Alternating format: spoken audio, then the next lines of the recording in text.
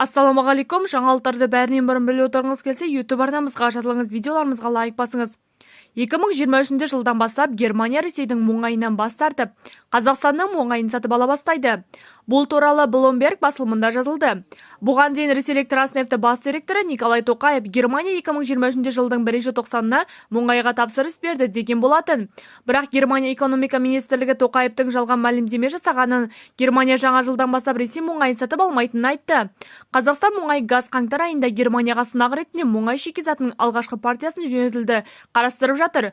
Бұл туралы Қазақстан мемлекеттік газ баспасөз хабарлады.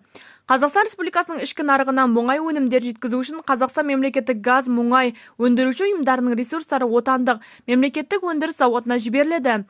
Қазақстан мемлекеттік газ мұнайының экспорттық көлемі бірыңғай жүйелік трейдер Қазақстан мемлекеттік газ трейдинг мекенжайына жеткізіледі. Ол Қазақстан мемлекеттік газ мемлекеттік өндіріс зауытының Румыниядағы қажеттілігін жауып отыр. Ал экспорттық өнімнің қалдығы ұзақ мерзімді шарттар шеңберінде іске асырылады.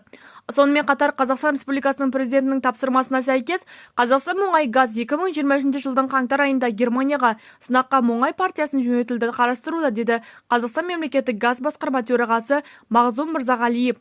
Германия экономика және климатты қорғау министрлігінің парламенттік штат хатшысы Михаил Кельнермен және Қазақстан мұнай газ акционерлік қоғамында Астана Германияның солшыл партиясының парламенттік тобының Бундестаг депутаты Кристиан Геркемен кездесуінде. Кейін ресейлік Транснефті компаниясының ресми өкілі Игорь Димин Қазақстан мен Германия арасында мұнай жеткізу туралы уағдаластық болған жоқ дейді.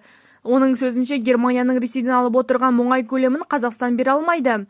Қазақстан тек 3-5 миллион тоннаны аспайтын мұнай жіберу мүмкін, ал Ресей неміс зауыттарына жылына 19-20 миллион шикізат жөнелтіп отырған. Айта кетейік, осыған дейін Германия СМ басшысы Қазақстанға келіп екі жақты келіссөздер болған делінген хабарламада.